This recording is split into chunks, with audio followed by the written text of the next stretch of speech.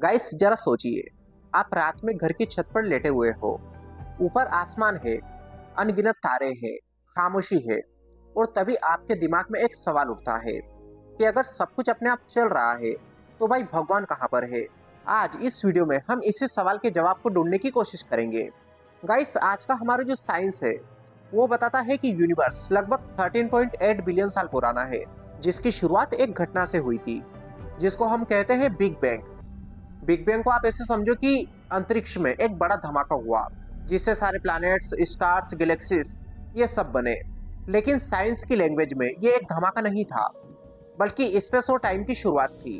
और इस बात को पहली बार गणितीय रूप से जॉर्जेस लेमेटर ने 1927 में समझाया था और बाद में इसका एविडेंस भी हमको मिला।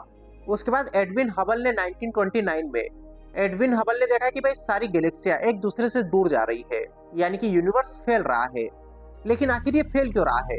और फैल नहीं रहा, तेजी से फैल रहा है। तो फिर यहाँ पर एक नाम आता है डार्क एनर्जी का, जिसकी वजह से यूनिवर्स फैल रहा है। डार्क एनर्जी क्या है ये हमको नहीं पता, ये दिखती नहीं ना हम इसको छू सकते हैं, लेकिन इसका असर पूरे यूनिवर्स में है। ये यूनिवर्स का लगभग 68% हिस्सा कवर करती है। और यहीं पर एक बड़ा सवाल पैदा होता है कि अगर सब कुछ नियमों से चल रहा है तो फिर भगवान क्या कर रहे हैं, वो आखिर है कहाँ? गाइस आमतौर पर हम भगवान को ऐसे इमेजिन करते हैं जैसे कोई ऊपर बैठा है, देख रहा है, फैसले कर रहा है। लेकिन यूनिवर्स में हमेशा कोई कंट्रोल रूम नहीं दिखता। कोई ग्रह अगर किसी से टकराता है, कोई एस्टेरॉइड टकराता है तो कोई रोकता नहीं, कोई तारा फटता है तो कोई बचाता नहीं। अगर कोई स्पेसिस मिटती है उसमें भी कोई हस्तक्षेप नहीं करता। तो फिर भगवान है कहाँ? क्या गॉड अब्सेंट है? और यहीं पर साइंस एक अलग बात बोलती है कि हम भगवान को गलत तरीके से समझ रहे हैं। गाइस जरा सोचिए कि भगवान कोई व्यक्ति जैसा नहीं बल्कि यूनिवर्स के रूल हो सकते हैं। जरा सोचिए, ग्रेविटी हमको दिखाई नहीं देती लेकिन सब उसी से बंधा हुआ है। टाइम कहीं पर बैठा हुआ नहीं है, फिर भी हर चीज उसी से चल रही है। एनर्जी का कोई चेहरा नहीं है, फिर भी कुछ भी उसके बिना नहीं होता। तो क्या हम ऐसा मान सकते हैं कि गॉड कोई चेहरा नहीं बल्कि वही नियम है जिससे पूरा यूनिवर्स चल रहा है? और साइंस का यह विचार कोई आज नहीं आया, पहले भी काफी वैज्ञानिक अपने विचार भगवान को लेकर रख चुके हैं। अल्बर्ट आइंस्टाइन की हम बात करें तो उन्होंने साफ साफ कहा था कि मैं व्यक्तिगत भगवान में विश्वास नहीं करता, बल्कि उस बुद्धिमत्ता में करता हूँ, उस इंटेलिजेंस में करता हूँ जो प्रकृति के नियमों में झलकती है। यानी कि गॉड कोई राजा नहीं है बल्कि स्ट्रक्चर है। और यहीं पर फिर एक बात और निकल कर आती है कि हमारे सभी धर्म ग्रंथों में पृथ्वी को केंद्र क्यों बनाया गया, जबकि पृथ्वी का भी कोई बहुत बड़ा अस्तित्व ब्रह्मांड में नहीं है। हमारे सूर्य की भी ब्रह्मांड में कोई औकात नहीं है। और अगर हम और बड़े स्केल पर बात करें तो हमारी मिल्की वे भी एक छोटा सा बिंदु है। अब तक ज्ञात वैज्ञानिक डाटा के अनुसार हमारी मिल्की वे गैलेक्सी में लगभग 100 बिलियन स्टार्स हैं। आप सोचो उनके आसपास कितने सारे प्लैनेट्स हो सकते हैं। और आप सोचो इस पूरे यूनिवर्स में लगभग 2 ट्रिलियन गैलेक्सीज है। उन गैलेक्सीज में कितने स्टार्स होंगे, कितने प्लैनेट्स होंगे, हमारी पृथ्वी का क्या स्थान है इस यूनिवर्स में? तो सवाल यह है कि आखिर पृथ्वी को सेंटर क्यों बनाया गया भगवान का? हमारे सभी ग्रंथों में पृथ्वी खास है, इंसान केंद्र में है, स्वर्ग ऊपर है और वहीं पर कहीं पर नर्क है। लेकिन आज हम जानते हैं कि पृथ्वी सूर्य का भी केंद्र नहीं है और सूर्य हमारी गैलेक्सी का केंद्र नहीं है। हमारी गैलेक्सी भी यूनिवर्स के सेंटर में नहीं है। तो फिर धर्म क्या गलत है? और यहीं पर एक बड़ा कंफ्यूजन पैदा होता है। लेकिन सच ये है कि हमारे धर्म भी गलत नहीं है। आप समझो कि उन ग्रंथों को कब लिखा गया था? आज से हजारों साल पहले, जब टेलीस्कोप नहीं हुआ करते थे, जब स्पेस का कोई कॉन्सेप्ट नहीं हुआ करता था। तब लिखने वालों का उद्देश्य था कि समाज आपस में जुड़ा रहे, मोरल वैल्यूज बनी रहे। वो चाहते थे कि किसी भी तरीके से डर और अव्यवस्था सिस्टम को बिगाड़े नहीं। उस समय उनका उद्देश्य लोगों को साइंस समझाना नहीं था, लोगों को आपस में जोड़े रखना था। लेकिन समस्या तब पैदा हुई जब हमने धर्म को साइंस टेक्स्ट बुक बना लिया। इंसान को अर्थ स्पेशल इसलिए लगी क्योंकि इंसान अर्थ पर पैदा हुआ। इंसान ने सवाल भी यहीं से पूछे और कहानी यहीं से शुरू हुई। जैसे कि किसी गांव की कहानी में पूरा यूनिवर्स गांव के आसपास ही घूमता है, लोगों की बातें भी लगभग उस एरिया की ही होती है। ठीक वैसे ही हमारे साथ हुआ। और ये झूठ नहीं है, ये ह्यूमन सेंट्रिक स्टोरी टेलिंग है।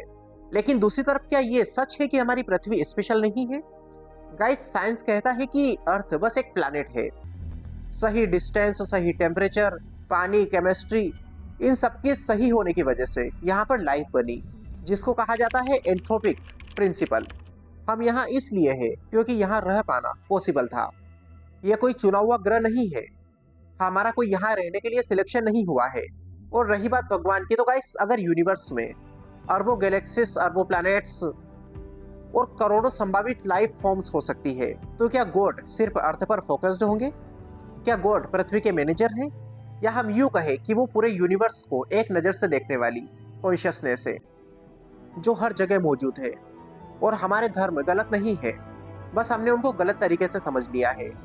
हम चाहते हैं कि हमारी उम्मीदें बनी रहे। हमारे धर्म में मेटाफोर्स में बात करते हैं, सिम्बोलिज्म में समझाते हैं, वो हमको इमोशंस से जोड़ते हैं। और जब एक तरफ कहा जाता है कि भगवान ने मिट्टी से इंसान को बनाया, तो दूसरी तरफ साइंस कहता है कि हमारा शरीर कार्बन, आयरन, कैल्शियम, ऑक्सीजन, इन सबसे मिलकर बना। और ये सारे एलिमेंट्स पहले किसी स्टार में बने। यानी कि टेक्निकली हम सच में मिट्टी प्लस स्टार से बने हैं। यानी कि धर्म ने भी वही कहा जो विज्ञान कहता है, बस धर्म ने भाषा को सिंपल रखा और विज्ञान ने उसकी डिटेल बढ़ाई। लेकिन साइंस भी एक जगह आकर घुटने टेक देती है जब बात आती है कॉन्शियसनेस की, आत्मा की, चेतना की। साइंस ये बता देता है कि हमारा शरीर कैसे बना, लेकिन साइंस ये कभी समझ नहीं पाया कि शरीर को चलाने वाली जो आत्मा है वो कैसे बनी, वो कहाँ से आई, वो कहाँ जाती है। कॉन्शियसनेस का रहस्य आज भी विज्ञान समझ नहीं पाया, आज भी विज्ञान नहीं जानता। विज्ञान को दिमाग समझ में आता है लेकिन अनुभव नहीं। और इसीलिए कुछ वैज्ञानिक बोलते हैं कॉन्शियसनेस यूनिवर्स की प्रॉपर्टी हो सकती है, जैसे स्पेस टाइम एनर्जी, ठीक वैसे ही हमारी आत्मा। और हो सकता है यही भगवान हो, गॉड यानी कि यूनिवर्स, जो खुद को हमारे जरिए अनुभव कर रहा है। और ये प्रूफ नहीं है, ये पॉसिबिलिटी है। और एक सवाल जो सबके मन में अक्सर आता है कि हम मरने के बाद आखिर जाते कहाँ हैं? और ये सवाल कभी न कभी सभी को डराता है। धर्म कहता है स्वर्ग, नर्क या पुनर्जन्म, और विज्ञान कहता है शरीर खत्म, दिमाग काम करना बंद कर देता है। और यहीं पर हमारी कहानी समाप्त हो जाती है। तो आखिर सच क्या है? गाइस, आज के साइंस के मुताबिक जब इंसान का शरीर खत्म होता है तो उसका दिल काम करना बंद कर देता है। होता यह है कि दिमाग को ऑक्सीजन मिलना बंद हो जाती है और कुछ ही मिनटों में जो न्यूरॉन्स है वो इनएक्टिव हो जाते हैं। यानी कि मे की फीलिंग्स डिससॉल्व हो जाती है। लेकिन पूरी कहानी यहाँ पर खत्म नहीं होती। आज भी neuro science, physics, AI research कोई ये नहीं बता पाया कि चेतना पैदा कैसे होती है। हम जानते हैं दिमाग कैसे काम करता है, सिग्नल्स कैसे चलते हैं, लेकिन अनुभव कहाँ से आता है? मैं हूं यह एहसास कैसे बनता है? इसी को कहा जाता है हार्ड प्रॉब्लम ऑफ कॉन्शियसनेस। और क्या हमारा शरीर चेतना के बाहर भी काम कर सकता है? और यहीं पर कुछ वैज्ञानिक पॉसिबिलिटीज की बात करते हैं।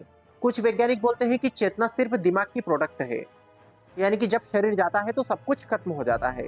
लेकिन कुछ वैज्ञानिक बोलते हैं कि चेतना यूनिवर्स की प्रॉपर्टी है और दिमाग सिर्फ रिसीवर है। जैसे कि अगर रेडियो टूट भी जाए तो सिग्नल खत्म नहीं होते, यानी कि अगर शरीर खत्म भी हो जाए तो चेतना हमेशा रहती है। और यहीं पर साइंस रुक जाता है क्योंकि ये प्रूफ हमारे पास नहीं है।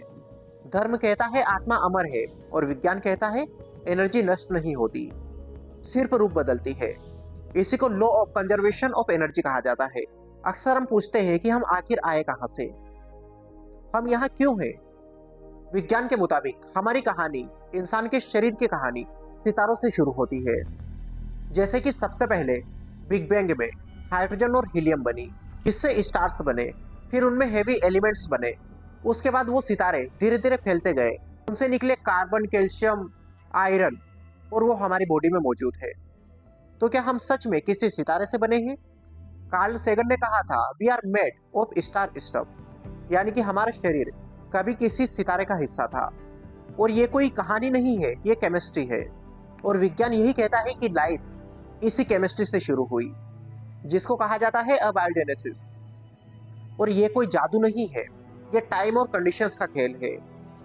साइंस के मुताबिक इवोल्यूशन ने हमें दिया सेल्फ अवेयरनेस, मेमोरी, इमेजिनेशन। और यही हमारी सबसे बड़ी पीड़ा है और यही हमारी ताकत भी है। हम पूछते हैं कि मैं क्यों हूँ, यूनिवर्स क्यों है, भगवान है या फिर नहीं।